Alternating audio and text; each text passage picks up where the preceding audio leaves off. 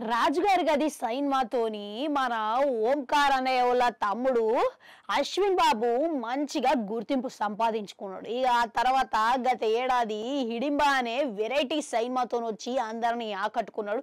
ఇప్పుడు గదే తరహాల ఇంకొక కొత్త కాన్సెప్ట్ తోని మన ముందుకు వచ్చేసిడు గదే శివం బజేతోని. ఇంక అలా విడుదల చేసిడు. ఇక ఏ సైన్మా చూస్తే గిట్లా ఎందులోనైనా కానీ కథకు తగ్గట్టుగా గదే శైలిలో నడిపించుకోపోతే ఒక మంచి మూడ్ అనేది ఏర్పడుతుంది. కానీ గదిగిట్ల థ్రిల్లర్ సైన్మాలకు మాత్రం ఇది చాలా అవసరం. ఇక గా ఎవ్వరమే వేరుంటది కాబట్టి దాంట్లో ఏవేవో మసాలాని జోడించి వింత వింత జానర్లు పెట్టి ఇక చాలా రకాల అంశాలు చూపియనికే ట్రై చేస్తే మాత్రం కథ గాడి తప్పుతుంది. ఇప్పుడు గదే విధంగా శివం బాజే కూడా గట్లనే గాడి తప్పింది.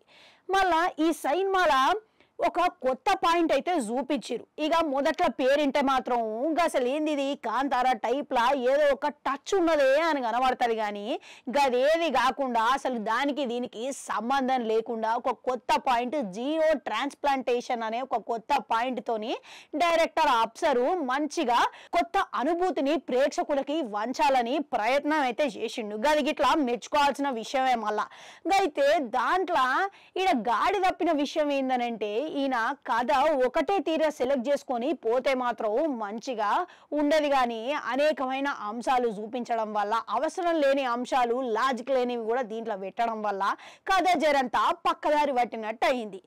అయితే మళ్ళీ ఈ సైన్మాల మొదట్లో చూస్తుంటే అన్ని సన్నివేశాలు చాలా ఇంట్రెస్టింగ్ గా ఏదో జరుగుతున్నది అనే తీరుగా చాలా కుతూహలంతో నడుస్తుంటది.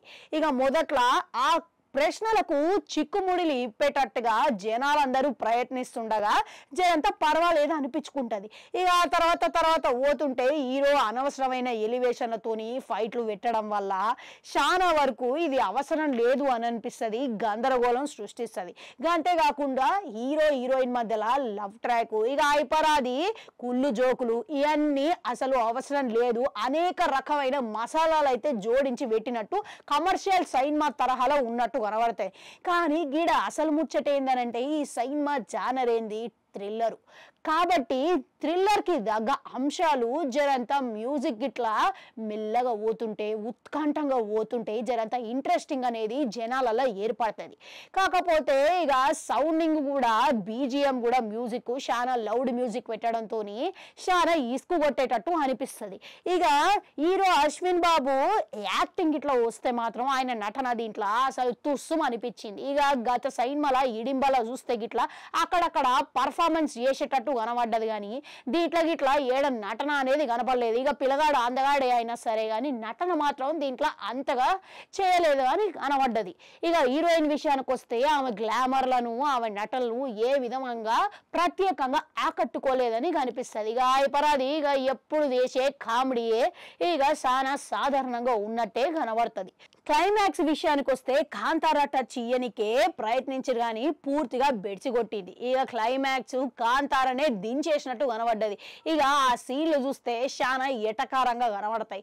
ఇక మొత్తం మీద చూస్తే సైన్మా కాన్సెప్ట్ మంచిగా ఉన్నా కానీ ఇక దాంట్లో అనేక రకమైన అంశాలను జోడించి ఇక దీంట్లో ఇంకో విడ్డూరమైన టాపిక్ ఏందనంటే చైనా పాకిస్తాన్ మధ్యలో కుట్ర అసలు దీనికి సైన్మాకి సంబంధం లేకుండా చూపించడంతో ఇవన్నీ సింక్ కాకపోవడంతో ఇక కథ గాడి తప్పింది. ఇక దానితో పాటు ఇక కథ కాన్సెప్ట్ మంచిగా ఉన్నా కానీ కథలో జరిగే అనేక సన్నివేశాల వల్ల గందరగోళంతో కథ అనేది మంచి అంశాల చుట్టూ తిరగకుండా గాడి తప్పడంతో కలగా పులవమైనట్టు కనబడ్డది. మీరు గిట్లా సైన్మా చూసిరా ఎట్లున్నది కామెంట్లలో కామెంట్ పెట్టుర్రి. అట్లా 4 గంటలు ఉంటారు అడుగు కూడా నొక్కరి మళ్ళీ వస్తా.